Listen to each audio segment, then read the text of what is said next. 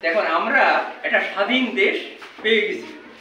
সেটা কি যে আমাদের জাতির পিতা বঙ্গবন্ধু তিনি একটা স্বপ্ন নিয়ে আগুয়ে একটা আন্দোলন এমন জায়গায় আনেছিল। এই দেশ গড়ে তোলার জন্য আমাদের কি করতে হবে? প্রকৃত মানুষ হতে হবে, মানুষ হিসেবে গড়ে উঠতে হবে। শেখার জন্য বই পড়ার কোনো বিকল্প নেই। বাংলাদেশের স্বাধীনতার চেতনা নতুন প্রজন্মকে জানানোর লক্ষ্যে আনন্দে জাগাও অন্তরে শক্তি স্লোগানে শিক্ষার্থীদের পারিবারিক পাঠাগার গড়ে তোলার লক্ষ্যে শিক্ষার্থীদের মাঝে বই বিতরণ করা হয়েছে। শনিবার ৭১-এর ঘাতক দালাল নির্মূল কমিটি যশোর জেলা শাখার উদ্যোগে শহরের বেজপাড়া জেসিএফ শিশু স্বর্গ স্কুল প্রাঙ্গণে এ আয়োজন করা হয়। ৭১-এর ঘাতক দালাল নির্মূল কমিটি যশোরের সভাপতি হারুনা রশিদ বলেন, আজকে আমাদের দেশের সামগ্রিকভাবে চেতনাগত এবং কালচারালি দেখা যাচ্ছে আমাদের শিক্ষার্থীদের ভিতরে সেই স্বাধীনতার চেতনা সম্পন্ন হচ্ছে।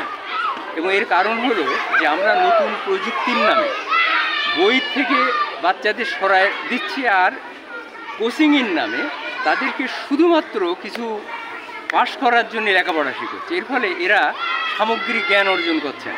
এই কারণে আমরা মনে করেছি সামগ্রিক জ্ঞান অর্জনে উৎসাহিত করার জন্য বাচ্চাদেরকে উৎসাহিত করা, তারা নিজেরা পরিবারে নিজেরা একটা লাইব্রেরি গড়ে তুলবে। সেই লাইব্রেরি নিজেই বই পড়বে, তার বন্ধুবান্ধবদের পড়াবে, আলোচনা করবে এবং আবার তাদের বিভিন্নভাবে তারা পয়সা জমায় ওই লাইব্রেরিকে সমৃদ্ধ করে।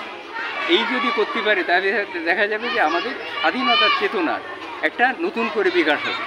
অনুষ্ঠানে আরও উপস্থিত ছিলেন ৭১-এর ঘাতক দালাল নির্মূল কমিটির জেলা শাখার সাধারণ সম্পাদক সাজেদ রহমান, জেলা তথ্য গবেষণা সম্পাদক মিজানুর রহমান, জেলা সদস্য ইঞ্জিনিয়ার নুরুল ইসলাম, শহীদুল ইসলাম বাদল, বাংলার ভোর পত্রিকার সম্পাদক এসকে শামসুদ্দিন জ্যোতি, জেলা কমিটির সদস্য প্রণব দাস, সুশান্ত বিশ্বাস, পৌর কমিটির সভাপতি ইমতিয়াজ আহমেদ মুন।